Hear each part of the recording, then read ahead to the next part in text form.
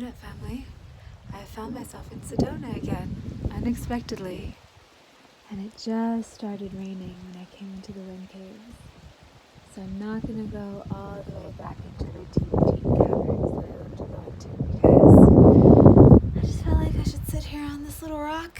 I actually asked for a seat and then this little rock revealed itself. And I'm just so happy right now. This place feels like such an ancient home to me. I know I've been here before so many times. So my birthday's coming up, and whenever that happens, it brings me an opportunity to do a life check-in and to see how I feel about what's been happening in my life recently and long term. And when I think back on my life and I think back on the strange roads I've taken, I really wouldn't change a thing. Sometimes it's been very lonely on many levels. I know that going forward, the perspectives I hold will become more and more common over time. But part of being a person who holds perspectives that will be more common in the future means that a lot of times you're alone, and a lot of times you see things in such a way that nobody gets, and people look at you with confusion and go, but why? But why can't you just be normal? But why can't you just do what everyone else is doing? And a really wonderful thing that I've learned, I'm turning 38 in 3 days. One of the beautiful things that I've learned in walking this path for so long now of unconventional spiritual depth is that it does make sense eventually. And all of the hard decisions I've made to keep my light shining, to not let myself get dimmed out, to walk away from situations that weren't healthy, emotionally, spiritually, physically, mentally. Now I can look back at the path that I've walked on and I can see that yes, it worked. Yes, if I had stayed in those places, I wouldn't have the light that I now have. And there's still so much that I don't understand, and so much that is coming to me in the future, I'm sure. And I'm sure that after another decade, I'll look back at my time now and be like, I didn't know anything. And that's also a really wonderful place to be, to not feel like I have to understand everything, but also to be able to say, no, I do know what I know.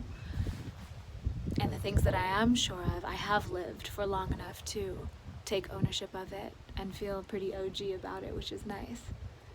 So I'm recording this video today to check in, because this is mainly a YouTube video, which is why it's the long way rather than the flat way or the skinny way like on IG, but I will post this on IG too.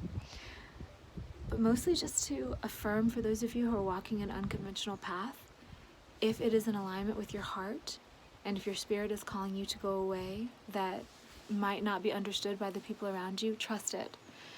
If we look around at this world, one of the very clear things is we don't have it figured out. It's not done. We're not done. Those of us who do see deeper, who do feel deeply, are needed to help figure it out. It's also not all on us. The coming generations will know more.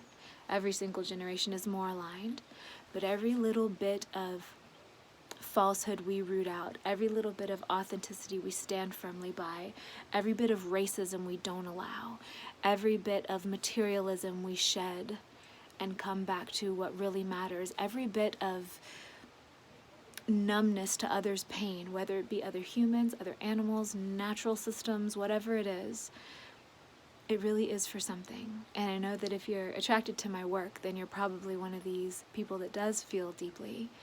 And so I just want to give you deep thanks for walking this path and give you that confirmation, because although I know you probably already know it, it's nice to hear from somebody else sometimes that you're doing the right thing. You're making the right decisions. If you're doing what makes you glow, keep doing what makes you glow. In a way that doesn't hurt anyone else, of course. But if it truly makes you glow, real glowing doesn't hurt anybody else. It heals the people that see you. So, sending you love from Sedona.